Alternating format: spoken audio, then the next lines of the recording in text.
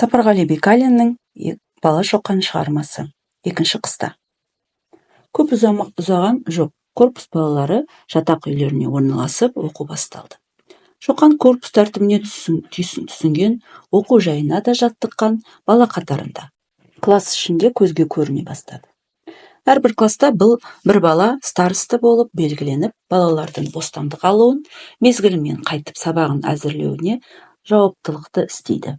Шоқандардың классына Леонид деген бала старосты болып белгіленді.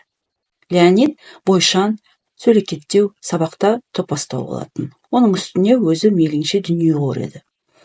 Үйі қалада болғандықтан ба, ол демалыс күні ешқайда шыға қоймайтын.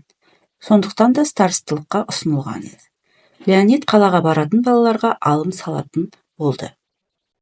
Үйіне босап барған бала корпусқа келерде Леонидке кәмпит алып келеді. Егер кәмпитсіз келсе, келер демалыста сылтау тауып жібермей қояды. Сондықтан Леонидке балалардың жалыныштылығы үдеп, ол кейбір демалыста бір сауыт кәмпит жинап алатын болды. Леонид ол кәмпитті демалыс арасындағы күндерде балалардың өздеріне дәптерге, қарындашқа, қаламсапқа сатып, саудагерлік істей бастады. Қаламнан айырылған, қарындаштан айырылған балалар сабақтарын жазар құралы болмай, сабақтан ақсайтын болды. Осының салдарынан класс ішінде Гена, Сережа дейтін екі кішірек бала мүлде сабақтарын нашарлатып алды. Леонидті осы сияқты мінезі әшкерлей Шоқан. Леонид Протуков жәшігінде кәмпит көп, дүниеқор, шеймойын деп мазақтады. Бұл балалар арасында жәйлікті. Протуков Шоқанмен төбелеспек болып, бірақ басқалар ара түсіп, оны шет қақпай қалды. Класс жетекшісі тексеріп Протуковтың қобдиына бірнеше баланың қарындаш қаламыз табылып, ол масқара болды. Онан кейін Протуковты старостылықтан түсіріп Шоқан белгіленді. Протуков жыл аяғы босамай-ақ оқудан шығып кетті. Шоқан старостылыққа белгіленгеннен кейін біраз уақыт өткенде бір күні рота балаларының біреуі Шоқандардың классындағы бір баланы ұрып кетті. Ол жылап, класс старостысы Шоқанға келді. Рота балаларының үстемдігін көтермей Шоқан сол кезде келе қалған жатақ үйдің тәртібін қарап жүретін офицерге айтты. Офицер Шоқанның өзіне зекіп, офицерлердің балалары тәртіпті, сендер өздерің тәртіпсізсіңдер деп, таяқ жеген баланың өзін жазалап, түскі тамаққа жібермей қойды. Шынында да Шоқанның классында тентектеу, андай-мұндай тәртіпсіздік бар болатын. Бірақ мына баланың бұл жолғы көрген зорлығы рота балаларының үстемдік етуінен болған еді. Соған ыза болған Шоқан, мына жирен қоразға арыз айтқаннан да артына топырақ шашу керек еді деген. Шоқаннан мына сөзін естіген балалар ду күліп, тамаша тенеу, өзі бір шіп-шикіл сары екен десіп мәз болды. Кейде бір-бірінің жирен қораз құсап, қоқайма деп ажуалайды. Бір күні сабақтан қайтып тамақтарын ішіп, жатақ үйде балалар шуласып отырғанда сырттан атой болды. Мұндай атой тәртіпкер офицер келе жатқанын білдіреді. Шоқандардың бөлмесіндегі балалар жым-жырт бола қалды.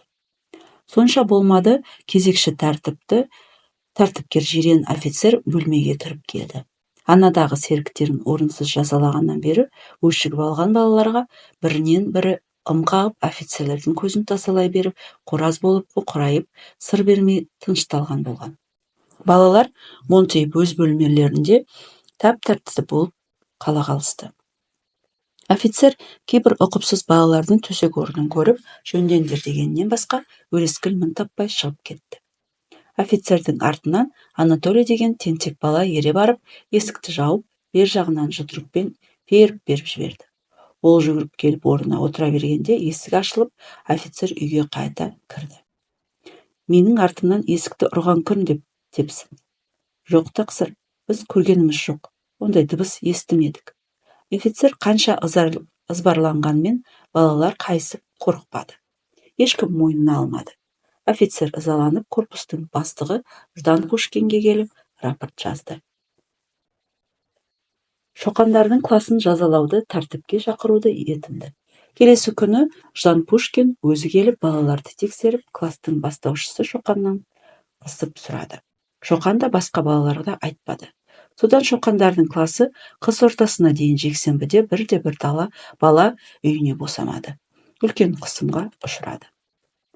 Алғашқы Ждан Пушкин келіп тексергенде Шоқан: тентектікті кім істесе сол айтуы керек, мен өзім көргенім жоқ, деп қайыспаған. Басқа балалар да Шоқанның сөзін айтып сыр бермеген. Ал Анатолийдің тентектікке қолы бармағанымен істегенін мойнына алуға батылы бармады. Балалар бірнеше жексенбіні үйлеріне бара алмай, зарығып, кейбір балалар айтамыз дегенде, батылы барса, өзі айтып, жолдастарын жазадан құтқарсын. Егер оған батылы бармаса, біз ондай қорқыққа куә болмаймыз, деп Шоқан балаларға айтқызбады. Сонан қыс ортасы ауған кезде Ждан Пушкин балалардан қажығандық таба алмады. Ақыры жазалау бұрынғыдан өзгертіп, Шоқандардың класы ел қатарлы демалыс алды. Бірақ Анатолийға балалардың арасында қорқақ деген ат тағылды. Балалар оны Анатолий деген атымен атамай қорқақ деп шақыратын болды. Ол осы атаққа намыстанып, келер жылы оқуға келмей қойды. Жалғасы келесі бөлімде. Сапарғали Бегалиннің Бала Шоқан шығармасы. Аға достар арасында. Қыс ортасынан бері Шоқан орыс тіліндегі әдебиет кітаптарын құныға оқитын болып қалды. Бірақ ондай кітаптар Шоқан қолына көп түсе бермейді. Әсіресе корпус кітапханасында әдеби кітаптар жоқтың қасы. Ал аздаған кітаптар рота балаларының қолынан босамайды. Кітапханада корпус балаларына көбірек ұсынылатын кітаптар патша генералдарының өмірінен жазылған шығармалар болады. Ондай кітаптар Шоқан, Григорий сияқты ойшан балаларды қызықтырмайды. Шоқанның Григорийдің қызығып оқитын кітаптары Паластың және Рычковтың жаһанкез өмірлерінен жазылған күнделіктері болды. Оның өзі де кезек күтіп әрен дегенде қолдарына түсіп. Осы кітаптардың әрбірінен болар Шоқан мен Григорий екеуі Азияны аралап, жер сырын, ел жайын білгілері келеді. Екеуі де қиялдап көп әңгімелеседі. Шоқан мен Григорийдің ізденгіш, ойшыл мінездері өздерінің кластастарындағы көп балаларға әсерін тигізіп, кітап оқу, білім іздену балалар арасында жақсы өрістеді. Соның арқасында Шоқан бастаған кластың балалары озып, тәртіпті класқа үлгілі оқушылар атағына ие бола берді. Шоқанның суретшіл талабы сурет сабағының оқытушысы Померанцев деген жас офицерге қатты ұнайды. Ол Шоқанды ерекше сүйіп, қызыға үйретеді. Әдебиет сабағын жүргізетін оқытушы Гонцевский де Шоқанның алғыр дүниеге тану, әдебиет тануға сенімділігін ерекше ұнататын, үлкен ілтипат етеді. Сергей ағайының үйіне демалысқа бір келгенде Шоқан өзіне сурет сабағын беретін Померанцевке кездесті. Сергей Сотников Шоқанды Померанцевке айрықша таныстырып, оның суретшілік өнерін сөз етті. Сонан Сергей бір әредікті қазақ елінің таланты жайынан сөз қозғап кетті. Мен қазақ елінің ауыз әдебиеті жайынан Костелецкийден естігенім бар. Бұл халық сондай қиялы қанатты халық көрінеді ғой, деді Померанцев. Мен сізге бір кішкене қазақ баласының өнерін көрсетейін, деп Сергей Померанцевке Шоқанның алған мысықтың балшықтан жасаған түйесінің мүсінін көрсетті. Мынаны жасаған қай жастағы адам? Деген Померанцевтің сұрағына. Ол кішкене бала, өзі бір кедей жалшының баласы екен, деп Сотников мысық жайындағы естігенін айтып берді. Мына баланы шіркін ана интернатқа келіп берер ме еді? Мынау мүсінші болатын бала ғой, деген сөз Померанцевтің аузынан шыққанда Шоқан: ол қандай интернат? Деп мұғалімдерімен әдеппен сұрады. Ол қазыналық мектеп. Онда өз бетімен оқуға қарсы жоқ кедейлердің балалары оқиды. Барлық өнерге үйретеді.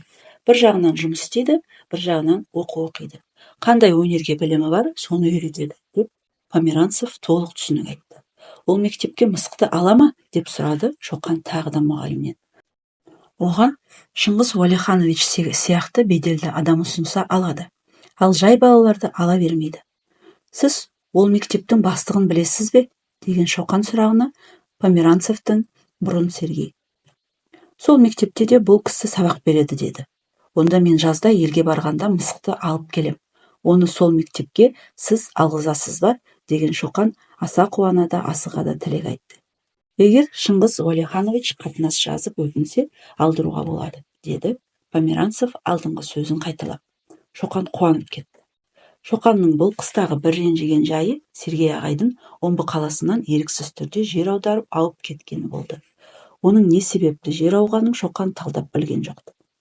Жалғыз-ақ Сергей ағай көптен көрінбей жүріп, бір демалыс күні корпус үйіне келіп, Шоқанды сұрап алып үйіне апарған. Сол күні Сергей ағайдың үйінде Померанцев та болды.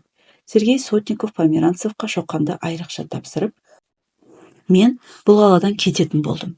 Мына Шоқанды үйіне апарып, демалыстарда бойын сергіт. Жақсы кітаптар тауып бер. Қалағаның өздерін ұғыныса жатарсыңдар деген. Сергей ағайдың осы сөзі Померанцев пен Шоқан арасында достық ілгегін қадағандай болды. Содан былай Померанцев Шоқанды демалыстарда үйіне алып барады. Шоқаннан ауыл жайларын сұрап, сурет салу жайынан ұғыныстар беретін болды. Әсіресе өзінің үйіндегі көрнекті суретшілердің шығармаларын көрсетіп, көптеген түсініктер айтып отырды. Бір күні Померанцев Сергей Сотников туралы сөз қозғап, одан хат алғанын айтты. Ол мұндағы жолдастарын қатты өгейсіді. Саған сәлем айтты. Сергейдің өзі де тентекті. Ол өшіккен, жек көрген адамына тура мылтық атып, қол жұмсайды. Мынау уақыт оны көтере ме? Деді Сотниковтың қандай қылмыспен омбыдан айдалғанын білмейтін Шоқан Померанцевтан Сергей ағайының не себепті жер аударғанын сұрады. Сен оны білген жоқ па едің? Онда тыңда. Сотников осындағы бір полковникпен бір жерде ерегісіп қалады. Шені үлкен ұлық Сотниковке жаза бергізеді. Сотников ондайды көтере алмайтын өр мінезді адам. Аңдығанда Сотников өзіне таныс бір қыр қазағының атын сұрап мініп, оның барлық сыртқы киімін киіп, жуан қамшысын алып тосып тұрады. Полковник жолдастарынан бөлініп пәтер үйіне бұрыла бергенде, аттың бауырынан өткізіп, қамшының астына алады. Полковник айқайлап қашып, оның даусынан көшедегі адамдар көріне бастағанда Сотников құйғытып жөнеледі. Сонан бұл іс тексеріліп, Сотниковтың істегені мойнына қойылып, сотталған. Ол қазір жазалы адам ретінде жер ауып кеткен. Шоқан мұны естігенде Сергей ағайының мінезіне қайран қалды. Қандай өжеттік деп ойлады. Бірақ ол айласыз тура қамалға қарсы шабады. Ондайды білдіртпей істеу керек. Қазір өзі жазаға душар болды, деді сөзін аяқтап Померанцев. Сол 2-ші жылдың өзінде корпус оқытушылары Шоқанның зерек алғырлығын, алған бетінен қайтпайтын қайсар тапқырлығын қадір тұтатын болды. Әсіресе Костылевский деген оқытушы Шоқанға ерекше назар аударды. Оның себебі Костылевский арабша, парсыша, ол кездегі Азия елдерінің тіліндегі шығатын әдебиеттерді оқып білетін. Ол қазақ жерлерінде болып, қазақ ертегі жырларын да жинаған. Дала сырынан хабардар адам екен. Кей сабақтарында халықтың ауыз әдебиетіне көшіп, қазақ дастархандарын жайып айтып, балаларға түсінік беретін. Ондай сабақ жүргізгендегі Костылевскийдің көмекші серігі Шоқан болады. Шоқанға қазақтың ертегі жырларын айтқызып, басқа балаларға өзі орысшалап, мазмұндап айтып береді. Бір күнгі сабақта әңгіме Қозы Көрпеш Баян Сұлу жырына арналып, Шоқанның арыстан ақыннан естіген түрін айтқызып, Костылевский өзі де құмарта тыңдады. Бір әрідекте, сен Қозы Көрпеш боласың, деді Шоқанның қасына келіп Костылевский. Ол батыр ғой, деді Шоқан. Несі бар? Сен де батыр баласың. Батырлық білекте, күште емес, ойға алғанның орындайтын қайыспас қажырда. Жалғасы келесі бөлімде. Сапарғали Бегалиннің Бала Шоқан шығармасы. Есеу жылдар. Шоқан осы қыста ата достар тауып, арнайы білім жолына түсіп есейіп алған. Жылдағы мерзімінде ауылда тақырбаста парып жегілген 2 қарагерді ауыздығымен араластырып, Василий ағайдың үйінен күтіп алды. Шоқан ауылға қайтардан 1-2 күн бұрын Костылевский арқылы танысқан Карл Казимирович Гудковскийдің үйіне барып, жазда оқитын кітап сұрап алды. Онысы Лермонтовтың, Гогольдің бірнеше шығармалары еді. Әредік оқығаны болмаса, бұл жазушылардың мына сияқты жинақталып басылған белгілі шығармалары қолына бұрын тимеген.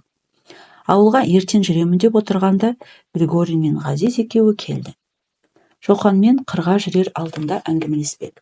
Шоқан оларға өзінің жазда қалай дем алатынын, ауылда істейтін жұмыстарын айтты. Сөйтіп, Гудковскийдің үйінен алған кітаптарын көрсетті. Шоқан, сен мына кітабының біреуін маған бер. Мұндай менде кітапша ештеңе жоқ, деді. Григорий жабысып кетті. Жарайды. Өле оқығанша бөле оқылық. Бірақ күтіп ұста, ұятты кісінің кітабы. деп досына Гогольдің әңгімелерін берді. Ғазиз кітап сұраған жоқ. Ол бір әредікте. Менің нағашы ағайым жазда қырғызлар арасында шығып сауда әлши. Мен сонымен бірге шығып даланы көрем. Айыбыма, байыбыма болшам деді. Немене сауданы үйрене алмай қалармын деп асығасың ба? Егер қырға шығып ауыл көрем десең, жүр менімен. Бірге боламыз, деді Шоқан. Абайым рұқсат етмей, мен ананың саудасына болышарға керек, деп Ғазиз Шоқанға ергісі келмеді. Достар ол күні ертіс бойына барды. Қаланы аралап, кешке жақын қош айтысты.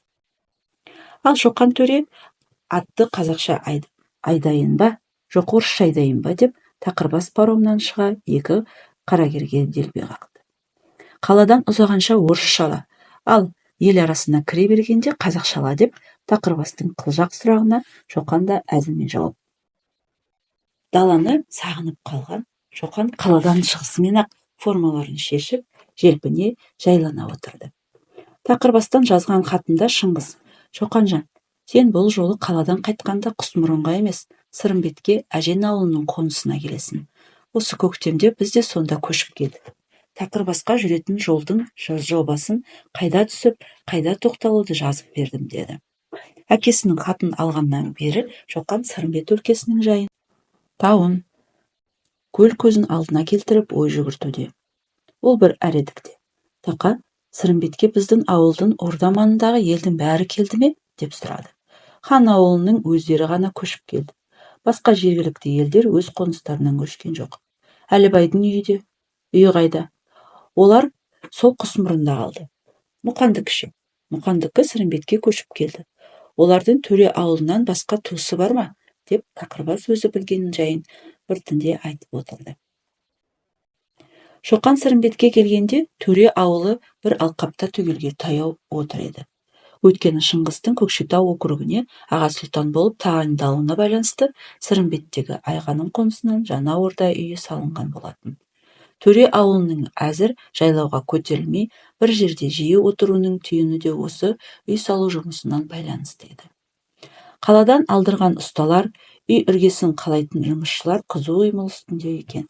Шоқанды апасы да әжесі де қыстай көрмей сағынғанмен есейген оқушы бейнесінде құрметте қарсы алды. Шоқанның өзі де бұрынғы ойын баласы емес. Әрбір жағдайға мән беріп қарайтын ой баласы болып алған. Жүріс-тұрысы да қала тәртібіне бейнеленіп есейген. Шоқанға биылғы жазға арнап жеке үй тігіп, өзіне еркімен жатып кітабын оқитын жағдай жасалған. Оған себеп Василий ағай мен Гудковскийдің Шыңғысқа Шоқанның оқытушыларға ұнамды ой салған ерекше талабын, алғырлығын мақтана айтуларынан болды. Шоқан қаладан келгеннен кейін Қанқожа ағасының қасында болып Сырымбет ауылының әдемі жаратылысын, айнадай көлдерін, әсем бұлақтарын суретке салды. Сол бір тауды аралап қайтқан бетінде Шоқан қасындағы Тақырбасқа: орда үйінің салынып жатқан жеріне бара жүрелік, деді. Ондайда бір қылжақ өз сөз таба қоятын Тақырбас. Жұмысшылар балшық беріп жіберсе, әпекеңнің бір ғой, бір қос қазысын шығын қыласын ғой, деді. Ол қайдағы кәде? Деп сұраған Шоқанға. Шоқанжан, сен қазақтың кеп ырымын, жол жобасын біле бермейсің. Мысалы, қырықтықташылар арасында барған балаға бір уыс жүн беріп, шешесінен құрт май алғызады. Құдық қазғандар қасына келгенде баланың тақиясына құдық суын құйып беріп үйіне жібереді. Қымыз, сармай, ірімшік алдырады. Сол сияқты мына жұмысшылар сені көрген соң ырым істемей қоймайды. Оларға жас ет, сүр қазы күнде асылып отыр дейсің бе, деді. Жарайды, олай болса барып ырымын аларық, деп Шоқан тура тартты. Шоқан келгенде күн батуға таяп қалған жұмыскерлер кешкі тамаққа отырып үйде екен. Бір қара күркенің ішінен көзі шегірейіп мысық шыға келді. Дегенде Шоқан тосырқап қалған қалыпты. Ей, сен мысықпысың, деді. Шоқан деп, ол ат үстіндегі Шоқанға тура жүгірді. Шоқан мысықпен атының үстін түсіп амандасты. Сен бұл жерге қайдан келдің? Біз әкеміз екеуміз мына үйді салуға келгенбіз. Немене, мүсін жасайсың ба? Жоқ, мына үй салуға балшық илеймін, тасаймын. Әкем үй қалайды. былтыр осы жаққа әкемнің ағайындарына көшіп келгенбіз. Содан осында едік. Жұмысқа әкем мені де ала келді. Сен менің қаладан келгенімді естідің бе? Естігенім жоқ. Анада жаз сіздің ауылға барайын, өзімді сұрайын деп бір ойладым да тағы бата алмадым. Сен менімен бірге қалаға барасың ба? Оқуға түсесің, суретшілікке үйренесің. Әкем жібермейді ғой, және қаладан қорқам. Қалада саған кім тиеді? Мен де барып оқып жүрмін, ешкім тимейді. Шоқан, сен үлкенсің. Өзің бірге боласың ба? Бірге болам. Әкеңнің өзім сұрап алам. Жарайды, онда барам. Бұдан әрі олар көп сөйлескен жоқ. Ертең өзім келем ауылға барам деп Шоқан жүріп кетті. Әке алды кісіден босамайды. Бір жағынан үкімет тарапынан тапсырмалар келіп жатады. Анадағы Гудковскийдің үйіне алған кітабын оқып, өзінің сурет салу, күнделікті жаңалық жазу ісімен алданып, Шоқан әкем маңына да бара бермейді. Үй салу жұмысына белгіленген үйшілер, қалаушылар өздерінің азығымен күтушілермен жұмыс басында қалды да төре ауылы жайлауға көтерілді. Айғаным бұл жылдарда бұрынғыдай емес. Жүріс-тұрысы ауырлап, баяулап шөге бастаған тәрізді. Сол кісінің жағдайымен төре ауылы биыл аса алыс жайлауға тартпай, Сырымбет маңының көлдеріне көтеріле қонды. Шоқан ауыл көшер алдында мысыққа жолығып, күздігүні өзі қалаға жүрерде ала келетінін айтты. Бір күні күтпеген жерден бір топ жолдасымен Мұса келді. Төре ауылы сый қонақты құрметпен қарсы алды. Шыңғыс жездесінің округке аға сұлтан болуына құтты болсын айтып берді. Бір жұмыспен барып, омбыдан оралған жолына әдейі бұрыла жүрген Баянауыл округінің аға сұлтаны аса бір ерекше сәнмен келді. Өзге қазақ жолдастарынан бөлек Мұсаның қасында Григорийдің әкесі Николай Потанин бар. Бұл кісі қазақ тілін мүлтіксіз сөйлейді. Қазақ әдет-ғұрпын өзіндей білетін аса бір жатық адам еді. Сонымен қатар қазақ әңгімелерінде ертегі, жыр, ән мен күй шежірлеріне айрықша көңіл бөлген адам екен. Ол Шоқанға өзі бұрын көрмеген қазақ даласының көп жайынан әңгімелер еді. Өз арасында өткен жылы Қарқаралы қаласынан 50 шақырымдай жерден ашылған Қоянды жәрмеңкесінің қызықты базары ән мерекесі болғанын әдемілеп айтып берді. Бұл жәрмеңке нағашы ауылымнан алыс па деп сұрады Шоқан. Онша алыс емес екен. Нағашы ауылының адамдары сол жәрмеңкеге мал апарады. Көп ел бас қосады, деді Мұсаның қасындағы бір жолдасы. Немене? Барып көргің келе ме? Бір ауылдан келіп, бір ауылдан қалаға оралу көңілсіз де болар. Онда бізбен жүр. Өзім апарып жәрмеңкені Қарқаралыны көрсетем, деді Мұса Шоқан ойын қабағынан ұғынып.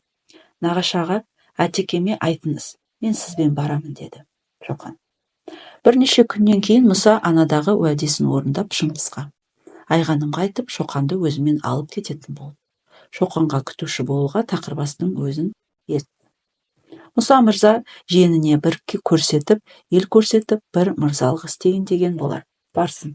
Бірақ, шырағым, сабағынан кешігіп қалып жүрме, деп Шыңғыс балдысына, әзіл баласына ескертті.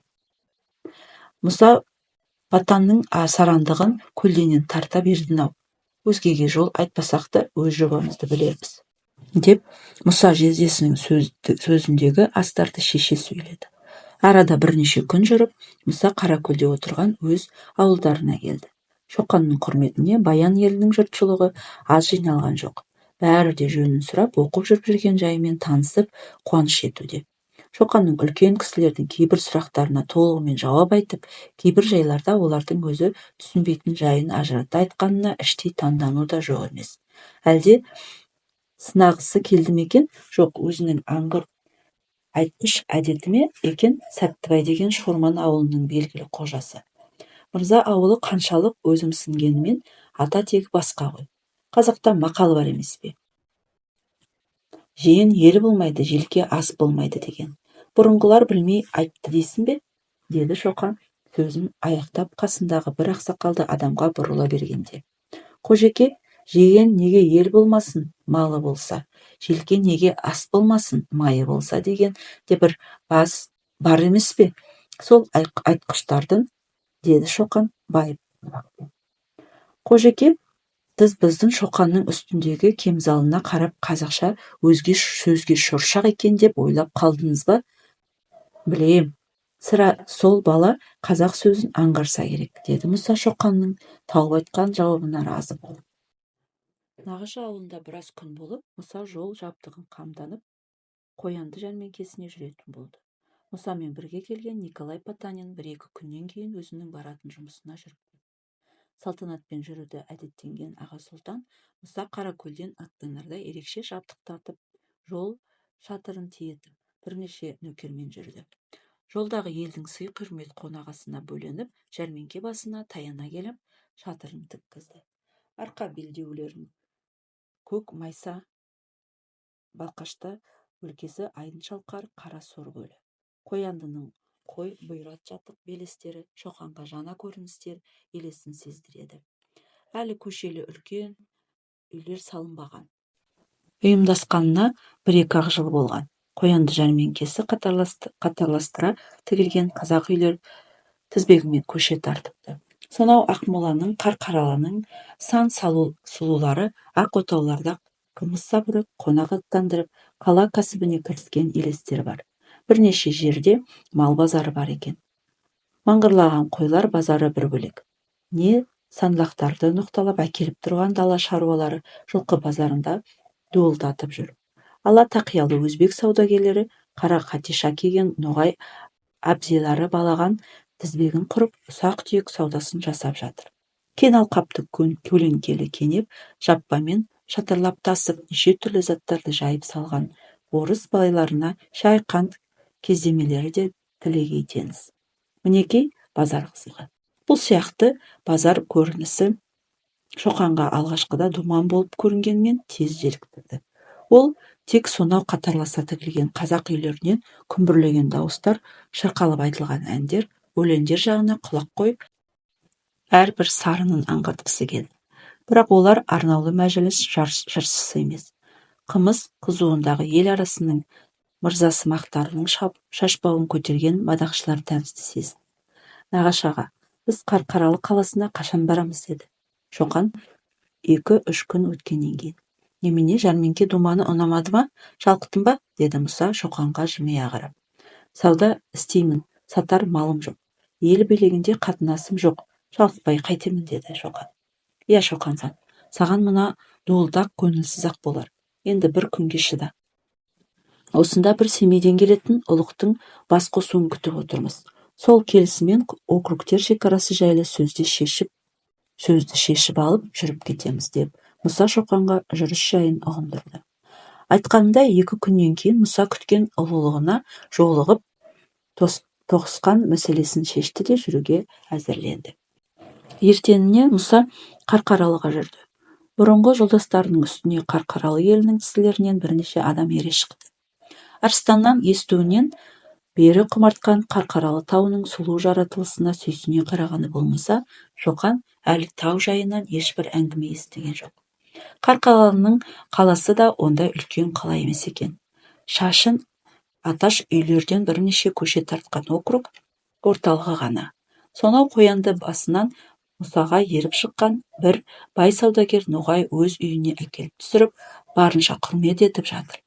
Тек сол ноғайдың айтуынан тау үстіндегі шайтанды көл жайындағы аңыз ертегіні естіп, Шоқан соны көруге құмарды. Тауға шығуға бой сақтап Мұса бармады. Басшы алып Салтатпен Шоқан Тақырбас екеуі барып. Жатық жердегі қаншама көлді көргенімен, мына сияқты тау жотасындағы сыңсыған қарағай алқабына біткен мөлдір көлді көргені жоқ еді. Әсіресе батыс оңтүстігіндегі тұңғиыққа үңіле біткен жартас көл тұңғиығымен сырласып тұрғандай аса бір ерекше жаратылыс сымбаты болып көрінеді. Шыңғыс солтүстік бетіндегі кішкене қуыстағы орысша жазулар аса ілгеріде жазылмаған. Тек кейбір тақтай тастар бетіндегі ескіше таңбалар бар. Оларды Шоқан ажыратып тани алған жоқ. Шоқан ойындағы баян қарқарасының белгілі аңызы болған еш нәрсе кездеспеді. Мүмкін бұл күнде оны білетін кісі де жоқ шығар. Суыт жүріп елге оралған Мұса Шоқанды өзінің пәуескесімен ауылына қайтарды. Бейтаныс елдерді көрген Шоқан өз ауылына бірнеше жаңа ойлармен келді. Ол ауылға келісімен Қарқаралы тауының тау басындағы әсем көлдің көрінісінен бірнеше суреттер салды. Бірақ ол суреттері өзіне ұнаған жоқ. Арада бірнеше күн өткендіктен бе кейбір көрініс елестері көмескіленіп қалды. Шоқан келгеннен кейін ауыл күзек қонысқа келіп қонды. Шоқанның оқуға жүрер кезі де таяған. Өзіне арналып тігілген ақ үйде онаша жататын әдетімен сәске түс кезінде тұрып далаға шықты. Ауылдың күндегі өмірі біреулер келіп, біреулер кетіп жатады. Шоқанның бүгінгі көзіне түскені бір топ жаяу жолба киімді адамдар. Олар күндегі келіп кететін салтанатты жұртқа ұқсамайды. Олардың ешкімнің үйіне кірмей, ұйылға отырысы да өзгеше. Бірақ Шоқан ол топқа айрықша көңіл бөле қойған жоқ. Шоқан тамағын ішіп, әке үйіне сәлем бере кірді. Шыңғыстың қасында отырған қарынсау Ықылас бейді көріп сәлем берді. Ықылас белгілі жорғалығына салып, ой бәрекелді. Атадан бала туса игі, ата жолын қуса игі деген қандай жақсы айтылған. Шыңғысжан, мына Шоқаныңызды дәл өзіңіздің омбыдағы оқуындағы түрін болыпты да қалыпты. Тек өмірлі бол, шырағым, тере бала. Біз сияқты шал атана сәлем бере жүрсен болғаны, деп Шоқанға әзін тапсыра сөйледі. Ықылас бидің неге осынша жорғалай жөнелгенін Шоқан ажырата қойған жоқ.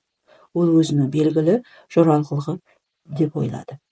Қымыз сапырылып, мәжіліс біраз жай өздері әзіл қалжыңмен аяқтала бергендігіне Шыңғыс: Ұқа, сіз бір қарбаластау кезде келіп қалдыңыз. Шоқанжан оқуына жүруіне әзірленіп, соның жол жабдығы дегендей деп тоқтала бергенде: хан ие, балалықтағы бет басқа өрмелеп, мына бір уақтың қара сирақ қаныпезерлері тапа-тал түсте көліме қолын салып, басынғандық істеп, мезгілсіз атқа мінгізді. Тіпті келе қоямын деген ойым болмады. Сіз, әне, бір балаларды шақыртты деген соң, қой, бет көрсе жүз ұялады деген өзім барайын деп келе қалғаным. Атамыз қазақ істің түйінін шешудегі кемшілік төрешіден болмайды. Айтушы өзі аяқсызды балады деуші еді ғой. Ана балалар шалалық етіп, өзін жеткізіп айта алмас деп келдім, деп Ықылас сөзін үнсіз тыңдап отырған Шоқан әлгі бір сырда отырған жалаңаш жалпы топтың осы сөзге байланысты екенін аңғарды. Ыққа, тексере көреміз ғой. Қазан бұзар тентектерді бетімен жібермейміз, деп Шыңғыс сөзінің баяу ойлы көзімен Ықыласқа қарады. Ықыластың арбиған жалпақ бетіндегі жағымпаздана мөлтендеген көз құбылысында сайрап тұрған сұрқиялық бар еді. Онда біз кеңсе үйіне барайық. Әлгі ұры балықшылар сонда әкелінсін, деп Шыңғыс ишарат білдіргенде Бесен үйден шыта жөнелді. Шыңғыс бастап кеңсе үйіне келген кісілермен Шоқан да бірге келді. Аға сұлтан өзіне арналған орындыққа отырып, іс тексеруге кірісті. Бағанағы топтанып отырған жыртық киімділердің бір екеуін ғана үйге кіргізді. Қалғандары іркіліп кеңсе сыртында қалып қойды. Мына Ықанды білесіңдер ме? Деп бастады сөзін Шыңғыс жаңағы кедейлердің ортасынан келген сиректеу, көк бурыл сақалды арықтау ақ сары кісіге қарап. Алдияр, бұл кісіні танымағанда кім танимыз? Арқамызда қамшысы ойнаса, ауылымызға 2 күннің бірінде ақырзаман ойнатса, деп үлкен көзі қанталай шиырға сөйледі әлгі адам.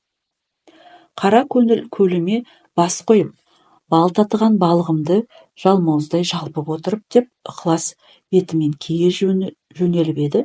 Шыңғыс: Ықа, аз сабыр етіңіз, ол кісі жауабын айтып болсын, деді. Сіздің атыңыз кім? Деді. Алдияр, менің атым Әбіл болады. Мына бұқпаның солтүстігіндегі аз ауыл Алшын боламыз, деп елін де айта кетті. Сіздердің біреуден көліне келіп сүзекті салатын қандай еншілестеріңіз бар? Алдияр, бас кеспек бар, бірақ тіл кеспек жоқ қой. Өзіңіздің алдыңызда көріп, арманымды бір айтсақ деп жүруші едік. Бұған қолымыз жетті. Айыпқа бұйырмаңыз. Мен өз ауымның мұнын айтайын. Айтыңыз, деп Шыңғыс жауап күтіп қозғалып қойды. Шыңғыстың айтыңыз деген сөзінен өзі көңіліндегі бар есесін алып беретіндей болған Әбіл: Тақсыр, өзіңіз рұқсат етіңіз. Ұрыс жанжалдың неден туғанын түгел айтып көрейін. Мына сіздің 10 тізеңізді басып отырған Ықылас бидің аталары. Қарауылдың қара көк қасқа жайсаны ғой. Біздің атамыз өзіңізге мәлім.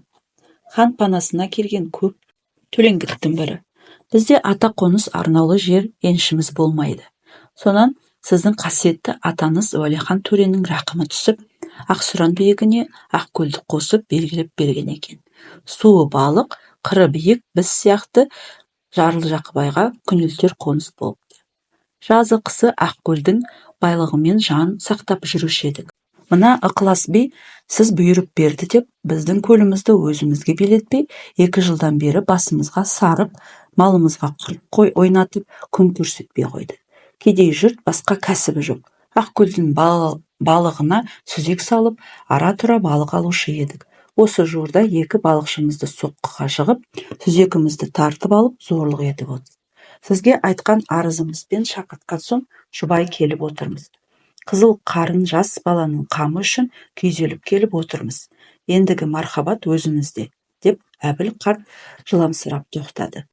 Шыңғыстың сөз тосыңыз деген тыйымынан кейін тырсиып отырып қалған ықылас Әбілдің арғы түбінен ала сөйлеген сөзіне терісіне сыймай отырған.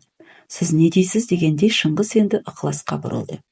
Алдияр аға сұлтан, сіз тыйым салған сон ауыз бағып отырмыз. Мына алшының қу жақ даугері менен татты қоныс даулайтынның түрі бар ғой, деп ызғарлана сөз бастады. Ақсұран, Ақкөл біздің ата қонысымыз болатын. Сіздің атаңыз Уәлекен біздің аталарымыз ғой. Баған аз ғана ауыл алшынды қайда қаңғыртамыз. Сіздерге еншілес етем, көлдерінен балық аулап, күн көрсін деп қонсылыққа берген екен. Сонан біздің маңымызда қарақшы болып отырған. Кейде көріп көліміздің балығын аулауға бетін қақпай жүредік. Кейінгі жылдары өз жерімізді өзімізден қорып, бауыр басып сөз көтерді. Атам баласы өсіп әлденеше ауыл болды. Бәріне де қоныс керек. Енді жөнінді тап дегеніміз рас. Жай айтқанға қаныпезерленіп көнбеген сол, қол жұмсап, сүзексін балаларға алса керек. Әсіресе би бұзаубақ деген ақсақалға тілдері тигенін өтіп кетті деп, дау десе дау, даусы сенбейтін қарынсау ықылас бәрін мөлдіртті де берді. Шыңғыс біраз ойланып отырды да, алшынның ақсақалы сіздерге атекем біржолата жер белгілеп бермепті ғой. Мына ықандардың атасына еншілес қарашы қылып беріпті. Жер иесі, көл иесі қарауыл атамның баласы ғой. Рұқсат етсе, ағайындікі етсе, сыйысып отырасыздар. Егер іш тарлық етсе, бұл кісілердің ата қонысына кім зорлық етеді, деп сөзін аяқтады. Алшынның Әбіл қарыты жер шұқып, көзінен жас сорғалап отырып қалды. Әбілге ере келген 2-3 кісі де жер болып орындарынан әренді. Екі жағының сөзінде тыңдап, әке кесімінде тыңдап отырған Шоқан қайта-қайта Әбіл қартқа жалтақтап қарап әкесіне назарлана көз тастады. Бірақ әке үкіміне қарсы келудің көпе көрнеу Әбілгердің де, анау жаяу жалпы шұбап келген кедейлердің де көріп отырған теңсіздігіне ара түсудің есебін таба алмады. Оның бар ойы мынау жерсіз, сусыз, қоныссыз кедейлер қайда барып күн көреді. Бұларға кім көмектеседі деу болды. Ол осындай өзі шеше болмаған жұмбақ ойымен сыртқа шықты. Сүйретіліп өздерінің жаяу жалаңаш тобына барған Әбіл қарт пен жолдастарының сан дала басқан аяқ алыстарына Шоқан сырттай бақылап қарады. Шоқанның қалаға оралар кезі таянған. Анадағы мысыққа айтқан уәдесіне есіне түсіп, Шоқан әкесіне сол туралы бұдан да бір айтқан. Онда Шыңғыс: мысықтың әкесі көнсе, тіпті жақсы болар еді. Ол бала өнерлі деп Шоқан ойын қуанттаған. Сол ойын келпі тағы да әкесіне айтты. Мен мысықтың әкесіне шақыртып алып айтқанмын. Ол баласын сенімен жіберуге ықтияры болған. Бірақ өзіне бір әурелік болмай ма? Оны орналастыру керек. Бұрынғыдай Сергей ағайында жоқ деп Шыңғыс аса көңілді бола қоймады. Қандай әурелігі болса да өзім көрем. Тек маған өзіңіз қағазын жөндеп әкесінен сұрап алып беріңіз, деді Шоқан батылдана сөйлеп. Жарайды Шоқанжан, деп Шыңғыс Бейсенді жіберіп, мысықтың әкесінде өзінде ауылына алғызды. Шоқанжан омбыдағы ұстаздарымен сөйлесіп, баламды интернатқа орналастыруға келісіп келіп. Шоқанға серік болсын, әрі оқысын, әрі қалай дейсің, деді мысықтың әкесіне. батылы барып бірден жауап айта алмай. Алдияр, мен не айтайын? Шоқанжан қасына алам десе қидым. Мұнда жүргенде не көреді, деп көзінің жасын сүйді. Сен өзің жыламай айт. Балан оқиды, білім алады, адам болады. Мен баланмен барлық қағазын жаздырам. Кейін бір нәрсе деп жүрме, деді. Алдияр, ықтиярыңыз, мен сөз етпеймін, деді. Шығарманың соңы сіздерге ұнап жатса, лайк басып, комментарий жазуды ұмытпаңыз. Менің арнама тіркеліп қойыңыз.